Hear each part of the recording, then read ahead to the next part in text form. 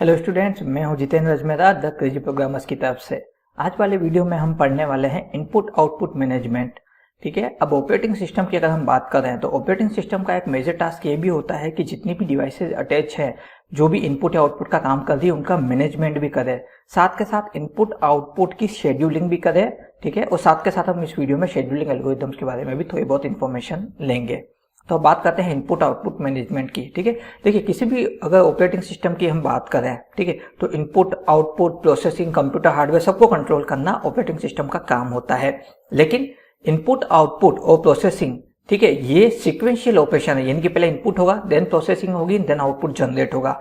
तो ये sequential operation है, लेकिन ये दो टाइप के होते हैं। ठीक है। और ये सीक्वेंशियल ऑपरेशन, पहला ऑपरेशन होता है जहां पे है ना, यानी कि इनपुट जो है जनरेट होता है, ठीक है, and then out processing and then output. एक तो ये हुआ। ठीक है। लेकिन कभी कभी क्या भी होता है कि जैसे इनपुट जनरेट दिया हमने और आउटपुट डायरेक्ट जनरेट हो गया, प्रोसेसिंग की रिक्वायरमेंट नहीं आ रही है। कैसे कि जैसे अगर हम इंटरनेट यूज कर रहे हैं, ठीक है, हमारे लैपटॉप या स्मार्टफोन पे, तो यहाँ पे प्रोसेसिंग कुछ नहीं हो रही है। हमारा जो स्मार्टफोन है या लैपटॉप जो है वो हमें एक फैसिलिटी, यूटिलिटी हमें प्रोवाइड कर रहा है, यानी कि इनपुट से डायरेक्ट आउटपुट आ रहा है। तो सिक्वेंशियल ऑपरेशन दो टाइप से हो सकता है, एक तो इनपुट प्रोसेसिंग एंड आउटपुट, और दूसरा हो गया इनपुट एंड डायरेक्टली आउटपुट। लेकिन जो भी पैटर्न यहाँ पे काम में लिया जाए, ठीक है, उन सारे पैटर्न्स को जो है एफिशिएंस मतलब पूरी क्षमता के साथ परफॉर्म करवाना जो है ऑपरेटिंग सिस्टम का काम होता है। ठीक है।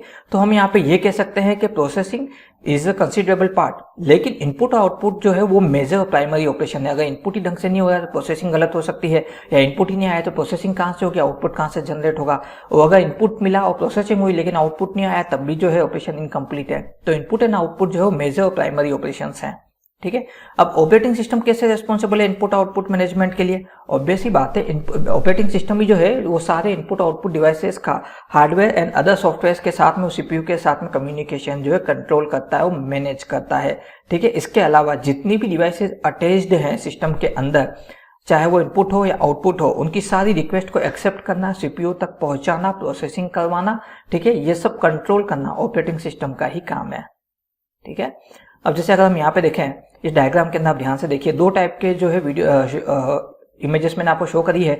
ये फर्स्ट वाला जो है, ठीक है, ये है आपका पैरेलल मैनेजमेंट, जहाँ पे क्या इनपुट आउटपुट डिवाइसेज जो है सीपीयू और मेमोरी दोनों को ही जो है कम्युनिकेशन बस के थ्रू डायरेक्ट कांटेक्ट कर रही है। लेकिन ये जो है पूरा कम्युनिकेशन ये ऑपरेटिंग सिस्टम कंट्रोल कर रहा है। ये जो लाइन है ये आपकी कम्युनिकेशन या डेटा बस आप बोल सकते हैं। तो ये पैरेलल कंप्यूटिंग है।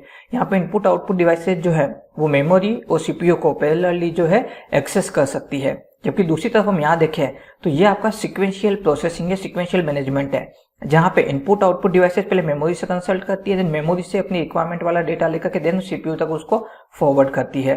ठीक है। अब ऐसा क्यों? देखिए, इनपुट आउटपुट जो होता है, यानी कि इनपुट जो होता है, जब भी हम किसी चीज का इनपुट जनरेट करके सिस्टम को देते हैं अगर, तो उसके लिए जो भी डेटा सिस्टम को चाहिए वो सब वो मेमोरी से फेच करता है, देन उसे सीपीयू तक फॉरवर्ड करता है। इसलिए ये सीक्वेंशियल अप्रोच है। ठीक है। और ये आपकी कम्युनिकेशन डेटा बस है। यहाँ पे इनपुट आउटपुट डिवाइसेज अगर हम देखें तो डायरेक्टली कांटेक्ट कर सकता है सीपीयू से, लेकिन in the case of interruption, किसी भी तरह का इंटरप्शन पैदा होने पे जो है तो वो सीपीयू जो है डायरेक्ट इनपुट आउटपुट डिवाइसेज पे मैसेज शो कर सकता है। जैसे कि आप गेम खेल रहे हैं और क्या हुआ, आपका गेम जो है हैंग हो गया, तो सडनली आपको स्क्रीन पे जो है एक आउटपुट मैसेज शो होगा। इसलिए जो है सीक्वेंशियल में ये डायरेक्टली कम्युनिकेशन की भी फैसिलिटी दी गई है। ठीक है। अब थोड़ा सा हम आगे बढ़ते हैं। सबसे पहले बात कर लेते हैं डिवाइसेस की। देखिए, इनपुट आउटपुट डिवाइसेस जो होती हैं इनके खुद के ड्राइवर सॉफ्टवेयर होते हैं, यानी कि हर एक इनपुट आउटपुट डिवाइस, जैसे कि हमारा माउस हो गया, कीबोर्ड हो गया, ठीक है, हमारे जो यूएसबी या फ्लैश ड्राइव्स हो गई, हमारे डिस्प्ले डिवाइसेस हो गई, हमारे प्रिंटर हो गए, इन सब डिवाइसेस के खुद के ड्राइवर सॉफ्टवेयर होते हैं जो कि डिवाइसेस के अंदर इंस्टॉल्ड आते हैं। आपने कभी जैसे पेन ड्राइव लगाई होगी तो आपको मैसेज शो हो रहा होगा, डिवाइस ड्राइवर्स इंस्टॉल्ड। ठीक है। तो डिवाइस ड्राइवर वो सॉफ्टवेयर होता है जो कि उस स्पेसिफिक हार्डवेयर के साथ इनबिल्ट आता है। जब भी उसे कंप्यूटर के अंदर अटैच करते हैं तो वो device driver software automatic install हो जाता है। लेकिन अगर हम बात करें तो कुछ ऐसे डिवाइस ड्राइवर्स भी होते हैं जो कि इनबिल्ट ऑपरेटिंग सिस्टम के अंदर पहले से आते हैं। ठीक है। जैसे कि कीबोर्ड और माउस। ठीक है। आप जब भी वायर वाले कीबोर्ड और माउस अटैच करेंगे तो उसके लिए आपको अलग से डिवाइस ड्राइवर की जरूरत नहीं पड़ेगी, बल्कि ऑपरेटिंग सिस्टम के अंदर इनबिल्ट जो है आपको डिवाइस ड्राइवर मिल जाएगा। लेकिन वही अगर आप यूएसबी माउस और यूएसबी कीबोर्ड यूज करते हैं, फ्लैश ड्राइव यूज करते हैं, प्रिंटर अटैच करते हैं, तो उन सब के लिए आपको डिवाइस ड्राइवर्स जो है या तो उन डिवाइसेस के अंदर ही मिल जाएंगे, या अलग से आपको जो है उस प्रोडक्ट के वेबसाइट से डाउनलोड करके या इंटरनेट से डाउनलोड करके आपको इंस्टॉल करना होगा। एक और तरीका होता है जिसके अंदर क्या होता है कि साथ में सीडी या फिर जो है फ्लैश ड्राइव आती है डिवाइस के साथ में, जिसके अंदर उसका जो है ड्राइवर सॉफ्टवेयर अवेलेबल होता है, आप उसे भी इंस्टॉल कर सकते हैं। तो ये डिवाइस ड्राइवर सॉफ्टवेयर जो होते हैं यही एक्चुअली ओएस के साथ में जो है कम्युनिकेशन करते हैं, ओएस को इन्फॉर्म करते हैं कि भाई हम यहाँ आ चुके हैं कंप्यूटर के अंदर। तो ओएस जो है उनके ऊपर कंट्रोल लेता है, डिवाइस ड्राइवर्स को जो है इंस्टॉल करवाता है एंड देन डिवाइस को जो है कंप्यूटर के साथ में परमानेंटली लिंक कर देता है। ठीक है, तो ये होता है डिवाइस ड्राइवर सॉफ्टवेयर। अब अगर हम बात करें, हर एक डिवाइस जो है, ठीक है, वो मल्टीपल तरह के फंक्शन परफॉर्म कर सकती है। जैसे माउस की बात करें, माउस से हम मल्टीपल तरह के टास्क कर सकते हैं, चीजें सेलेक्ट करना, रेंज क्रिएट करना, गेम खेलना, पॉइंटिंग ऑपरेशंस परफॉर्म करना। ठीक है, उसी तरह से कीबोर्ड से भी multiple keys, multiple operations perform होते हैं। अगर हम बात करें आउटपुट डिवाइसेस की, स्क्रीन पे मल्टीपल तरह के आउटपुट शो होते हैं। ठीक है, तो यानी कि हर एक डिवाइस जो होता है वो मल्टीपल फंक्शंस परफॉर्म कर सकता है अलग अलग स्टेट के अंदर, अलग अलग प्रोसेस के अंदर। तो ये डिसाइड करना है कि किस टाइम पे कौन सा डिवाइस क्या ऑपरेशन परफॉर्म करेगा, और वो एग्जीक्यूशन जो है, जो भी टास्क या जो भी ऑपरेशन या जो भी जो है फंक्शन वो परफॉर्म करने वाला है, उसका एग्जीक्यूशन कैसे होगा, और इसके अलावा सभी डिवाइसेस से आने वाली सारी रिक्वेस्ट को मैनेज या अरेंज कैसे किया जाएगा, ये सब कुछ इनपुट आउटपुट मैनेजमेंट में आता है, जो कि ओएस कंट्रोल करता है। ठीक है, अब ये कैसे करता है, ठीक है, तो उसके लिए अगर हम बात करें तो सबसे पहले आता है इनपुट आउटपुट शेड्यूलिंग। शेड्यूलिंग का मतलब क्या होता है कि जितने भी इनपुट आउटपुट रिक्वेस्ट जनरेट हो रही है उनको शेड्यूल करना। ठीक है, अब ये एक ऐसा मेथड है जहां पे ऑपरेटिंग सिस्टम ये डिसाइड करता है कि किस ऑर्डर में जितने भी इनपुट आउटपुट ऑपरेशंस की रिक्वेस्ट आ रही है उनको कैसे क्यू करना है, अरेंज करना है, ताकि वो प्रोसेसिंग में जा सके। तो ये जो इनपुट आउटपुट शेड्यूलिंग होती है ये भी ओएस कंट्रोल करता है। ठीक है, अब यहाँ पे इनपुट आउटपुट रिक्वेस्ट आती कहाँ से है, या तो इनपुट आउटपुट डिवाइसेस के थ्रू जनरेट होकर के आती है, या फिर सिस्टम के अंदर जो डिवाइस ड्राइवर्स और सिस्टम सॉफ्टवेयर जो है वो जब साथ में काम करते हैं, ठीक है, तो वो जो है इनपुट आउटपुट डिवाइसेस को कंट्रोल करके इनपुट आउटपुट रिक्वेस्ट जनरेट करवाते हैं। ठीक है, तो ये रिक्वेस्ट जनरेट होकर के जब आती है, इन सारी रिक्वेस्ट को ही अरेंज करना जो है इनपुट आउटपुट शेड्यूलिंग कहलाता है। जैसे अगर आप कीबोर्ड यूज कर रहे हैं, आप माउस यूज कर रहे हैं, तो आप दोनों पे एक साथ काम कर रहे हैं, पर दोनों की रिक्वेस्ट एक साथ जा रही है लेकिन एक साथ प्रोसेस नहीं हो रही है। इनपुट आउटपुट शेड्यूलिंग में क्या होगा कि पहले माउस का जो है कमांड एग्जीक्यूट होगा या पहले कीबोर्ड का, ये डिसाइड किया जाता है और ये ऑपरेटिंग सिस्टम डिसाइड करता है। ठीक है, और ये 3 स्टेप्स में फॉलो होता है। सबसे पहला इनपुट आउटपुट ट्रैफिक कंट्रोलर, दूसरा है आपका इनपुट आउटपुट शेड्यूलर, और तीसरा है आपका इनपुट आउटपुट डिवाइस हैंडलर। अब देख लेते हैं ये क्या होते हैं। ठीक है, हाँ, उससे पहले एक बार ये डायग्राम हम समझते हैं। देखिए, अगर हम प्रोसेसिंग करते हैं विदाउट इनपुट आउटपुट शेड्यूलिंग, तो आप यहाँ पे देखिए ये है हमारी सेकेंडरी मेमोरी, ये सीपीयू, ये इनपुट आउटपुट डिवाइस है जो मेन मेमोरी। अगर यहाँ पे इनपुट आउटपुट शेड्यूलिंग नहीं कर रही है तो क्या होगा, इनपुट आउटपुट डिवाइसेस लगातार रिक्वेस्ट भेजी जा रही है जो कि मेन मेमोरी और सीपीयू से कंसल्ट कर रही है, सेकेंडरी मेमोरी से डायरेक्ट जो है वो डेटा कम्युनिकेट कर दी। इस वजह से क्या होगा कि धीरे धीरे सीपीयू पे लोड आने लग जाएगा। ज्यादा लोड आने पे क्या होगा, सीपीयू हैंग होने लग जाएगा, यानी कि हमारी जो रिक्वेस्ट जो है वो कोलैप्स होने लग जाएगी, वो सिस्टम एक तरह से जो है क्रिटिकल या हैंग वाली कंडीशन में पहुंच जाएगा।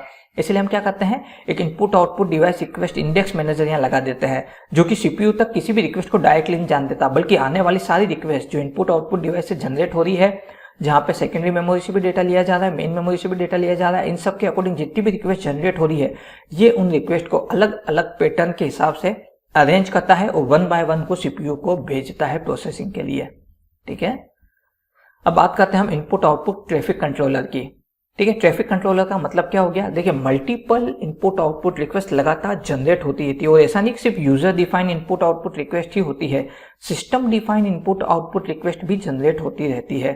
ठीक है, तो ऐसा क्या होता है कि एक्चुअली में कि ये जितनी भी रिक्वेस्ट है ये सीपीयू तक जा रही है। ठीक है, अगर हम देखें ये सेकेंडरी मेमोरी तक जा रही है, मेन मेमोरी तक जा रही है, तो ये सब जा कैसे रही है, कम्युनिकेशन बस। ये जो ब्लैक लाइन्स है ये आपकी कम्युनिकेशन या डेटा बस आप इनको बोल सकते हो, इन्हीं को हम चैनल्स बोलते हैं। ठीक है, अब ट्रैफिक कंट्रोलर का मतलब क्या है कि कम्युनिकेशन बस और डेटा बस होती है लिमिटेड, और रिक्वेस्ट होती है इन्फिनाइट या अनलिमिटेड।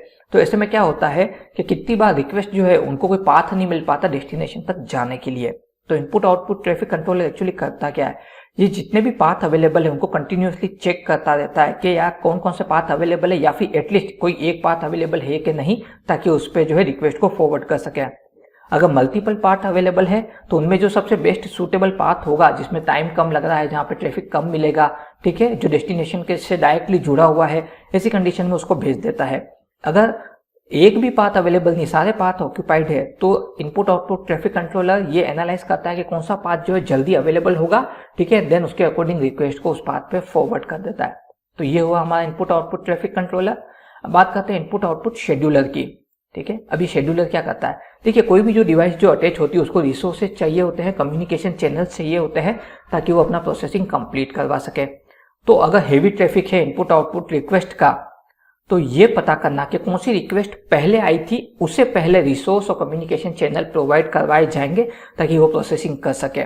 ठीक है, और अगर ये चीज काम नहीं आ पा रही है तो उस टाइम पे हेवी ट्रैफिक होने पर, ठीक है, मल्टीपल क्यूज क्रिएट करी जाती है, यानी कि डेटा बस और कम्युनिकेशन बस को अलग अलग एल्गोरिदम्स की मदद से जो है मल्टीपल क्यू में कन्वर्ट किया जाता है। देखिए ये फिजिकली मल्टीपल नहीं होगी बल्कि वर्चुअली मल्टीपल हो जाएगी। और मल्टीपल क्यूज होने का फायदा क्या होगा कि सारी रिक्वेस्ट को वेट नहीं करना पड़ेगा। ठीक है, इनका रिक्वेस्ट का वेटिंग टाइम कम हो जाएगा और वो फटाफट एग्जीक्यूशन के लिए जा पाएंगी। तो ये है इनपुट आउटपुट शेड्यूलर। ठीक है, अब बात करते हैं इनपुट आउटपुट डिवाइस हैंडलर। ठीक है, डिवाइस हैंडलर का मतलब क्या हो गया यहाँ पे, किसी भी तरह के इनपुट आउटपुट इंटरप्ट सिग्नल जो होते हैं, इंटरप्शन सिग्नल। ठीक है, इंटरप्शन सिग्नल एक्चुअली होता क्या है, कोई एक ऐसा सिग्नल जो कि प्रोसेसिंग को रोक देगा। ठीक है, वो इंटरप्ट कर देगा प्रोसेसिंग को। ठीक है, ये इनबिल्ट भी होते हैं कुछ कुछ प्रोसेसेस उस डिवाइसेस के अंदर। ठीक है, कि ये मतलब एक लेवल तक ये टास्क परफॉर्म होगा, उसके बाद इंटरप्ट करना है। ठीक है, जैसे कि अगर हम बात करें मल्टीपल एल्गोरिदम्स की जो कि डेटा एग्जीक्यूशन करती हैं, तो उनमें इंटरप्शन देना जरूरी होता है। कंप्यूटर प्रोग्राम जो होते हैं उनमें भी इंटरप्शन देना जरूरी होता है, अदरवाइज वो एक लूप में प्रोसेस होना शुरू हो जाएंगे। हम इसे ये भी बोल सकते हैं कि किसी भी एप्लीकेशन को कहाँ रनिंग से टर्मिनेट करना है, कहाँ उसे रोकना है, वो इंटरप्ट सिग्नल कहलाएगा।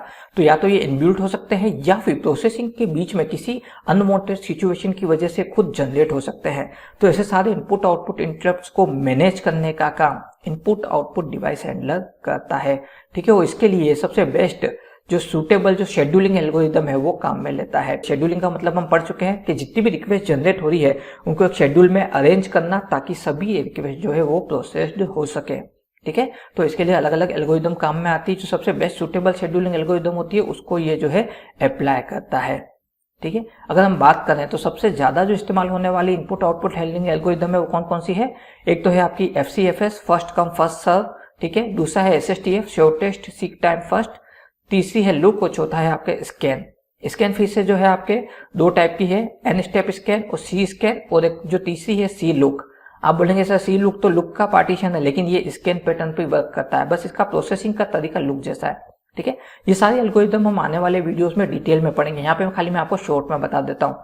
ठीक है, फर्स्ट कम फर्स्ट सर्व के अंदर क्या होता है, जो इनपुट आउटपुट रिक्वेस्ट पहले आ रही है, ठीक है, उसी को पहले जो है पाथ एलोकेट किया जाएगा, रिसोर्स एलोकेट किए जाएंगे। ये सबसे सिंपल डिवाइस शेड्यूलिंग एल्गोरिदम है, वो इसको इजीली प्रोग्राम किया जा सकता है क्योंकि इसमें आपको कुछ रनिंग मोड में आपको डिसाइड नहीं करना, बल्कि सिंपल सा जो रिक्वेस्ट पहले आ रही है, चाहे वो इनपुट हो आउटपुट हो, ठीक है, उसे जो है पहले पाथ एलोट कर दो, रिसोर्स एलोट कर दो। तो वो जो लेट आएगा उसे वेट करना पड़ेगा। लेकिन कभी कभी क्या होता है, इस वजह से जो लेट एंट्रीज आ रही है उन्हें हाई सीक टाइम जो है, उन्हें बहुत ज्यादा लंबा वेट करना पड़ जाता है। कोई ऐसी रिक्वेस्ट आ गई जिसको बहुत लंबे समय तक पाथ की और रिसोर्सेज की जरूरत है, तो बिना वजह हमारा जो है क्या बोलते हैं बाकी जो रिक्वेस्ट है उनका वेटिंग टाइम बढ़ता जाएगा। तो FCFS का ही एक नुकसान है। बात करें SSTF की, तो जितनी भी रिक्वेस्ट आती है उनमें सबसे पहले ये देखा जाता है कि कौन सी ऐसी रिक्वेस्ट है जो सबसे कम पाथ यूज करना चाह रही है, यानी कि ऐसी कौन सी रिक्वेस्ट आई है जिसका करंट प्लेस से डेस्टिनेशन प्लेस के बीच का डिफरेंस जो है सबसे कम है और सबसे कम पाथ उसे यूज करना है। तो ऐसी रिक्वेस्ट जिनका पाथ ड्यूरेशन सबसे कम है, पाथ डिस्टेंस सबसे कम है, उसे पहले पाथ अलॉट कर दिया जाएगा। अब इसमें होता क्या कि वो जॉब्स या वो टास्क या वो रिक्वेस्ट जिनको ज्यादा डिस्टेंस वाले पाथ कवर करने हैं उनको वेटिंग करवाया जाता है। तो कभी कभी इस वजह से क्या होता है, या तो ऐसी रिक्वेस्ट खुद को टर्मिनेट कर लेती है टाइम आउट होने की वजह से, और या फिर सिस्टम अनस्टेबल कंडीशन में चला जाता है। ठीक है, तो ये भी पूरी तरह से परफेक्ट नहीं है। अब बात करते हैं स्कैन की। देखिए स्कैन का तरीका क्या होता है कि अगर हम बात करें हमारी मेमोरी डिवाइसेस की, अभी तो SSD आ गया है, ठीक है, लेकिन पहले चलती थी हार्ड डिस्क। हार्ड डिस्क में क्या होता था कि डिस्क के बीच में एक जो रीडिंग राइटिंग हमारा जो हेड जो है जिसे हम आर्म बोलते हैं वो मूव करता रहता था। तो हम सब जानते हैं कि जितनी भी CD DVD जो होती हैं, ठीक है, और जो भी हमारी जो स्टोरेज डिवाइसेज होती हैं जो कि CD फॉर्मेट में मिलती हैं, उनमें सारा डेटा ट्रैक और सेक्टर में बटा होता है और CD से लगातार घूमती रहती है और आर्म जो है ट्रैक और सेक्टर को स्कैन करता रहता है ताकि वो डेटा को एक्सेस कर सके। तो क्या होता है कि ऐसी रिक्वेस्ट जो कि अलग अलग आउटपुट या इनपुट आउटपुट डिवाइसेस से या फिर उनके डिवाइस ड्राइवर से जनरेट हुई है, ठीक है, वो सब जो है फ्लैग्ड हो जाती है। फ्लैग्ड होने के बाद में क्या होगा कि जैसे ही आर्म उस सीडी में उस तरफ आगे बढ़ेगा तो वो फ्लैग हुई सारी रिक्वेस्ट को एक्सेप्ट करता हुआ उनको प्रोसेसिंग के लिए भेजता जाएगा। तो ये होता है स्कैन, यानी कि आर्म जो है वो स्कैन करता है, ठीक है, और जितनी भी रिक्वेस्ट जो फ्लैग हुई है उन सबको वो एक्सेप्ट करके प्रोसेसिंग के लिए पाथ अलॉट कर देता है, रिसोर्स अलॉट कर देता है, एग्जीक्यूशन के लिए आगे भेज देता है। ठीक है, इसके अंदर वापस FCFS पैटर्न यूज होगा। स्कैन के अंदर देखिए एक एल्गोरिदम के अंदर दूसरे एल्गोरिदम काम में आ रही है। स्कैन का मतलब कि स्कैन करता जा रहा है और जो उसके पाथ में पहले आ रही है उसी जो रिक्वेस्ट को पहले ले रहा है एग्जीक्यूशन के लिए भेज रहा है। लेकिन इसके अंदर अनसर्टेन सीक टाइम है। अनसर्टेन क्यों? वापस वही जो FCMS का जो प्रॉब्लम है कि जो रिक्वेस्ट पहले आ गई वो एग्जीक्यूट होने चली गई तो पीछे वाले को वेट करना पड़ रहा है। वो जो रिक्वेस्ट अभी गई है अगर उसका जो है अगर उसका एग्जीक्यूशन टाइम या उसका यूटिलाइजेशन टाइम बहुत ज्यादा है तो बाकी सबको वेट बहुत ज्यादा करना पड़ेगा। ये होता है हमारा स्कैन। ठीक है, अब अगर बात करें हम SSD की या फिर फ्लैश ड्राइव्स की तो उसमें ये कैसे काम करता है, तो वहां पे जो हमारा स्कैनर जो होता है, ठीक है, स्कैनर यानी कि फिजिकल आर्म के बजाय जो वर्चुअल हमारा जो स्कैनर होता है जो कि मेमोरी को स्कैन करता है वो ये प्रोसेस परफॉर्म करता है। ठीक है, अब स्कैन एल्गोरिदम के 3 वेरिएशन है। पहला है N स्टेप स्कैन, दूसरा है C स्कैन और तीसरा है C लुक। ठीक है, ये सारी जो क्या होती है ये आने वाले वीडियोस में हम डिटेल में पढ़ेंगे। इस वाले वीडियो का मेन कंसेप्ट क्या था, आपको ये समझाना कि इनपुट आउटपुट मैनेजमेंट होता कैसे है, ऑपरेटिंग सिस्टम उन्हें कैसे कंट्रोल करता है और कौन से एल्गोरिथम उनमें काम में आती है। ठीक है, मैं उम्मीद करता हूँ इस वीडियो के अंदर आपके डाउट्स क्लियर हुए होंगे। फिर भी अगर कोई डाउट है या कोई क्वेरी है, कोई चीज आप डिटेल में जानना चाह रहे हैं या कोई सजेशन फीडबैक है तो हमें कमेंट बॉक्स में लिख करके बताएं। इस वीडियो के नोट्स आपको डिस्क्रिप्शन बॉक्स में अवेलेबल हो जाएंगे। हमने अभी तक जितने भी वीडियोस बनाए हैं और उनके लिंक और उनके नोट्स के लिंक आपको डिस्क्रिप्शन बॉक्स में अवेलेबल हो जाएंगे। हमारे इस वीडियो को लाइक कीजिए और चैनल को सब्सक्राइब कीजिए ताकि आने वाले वीडियोस के नोटिफिकेशन आपको मिल सके। द क्रेजी प्रोग्रामर्स की तरफ से आज के लिए बस इतना ही।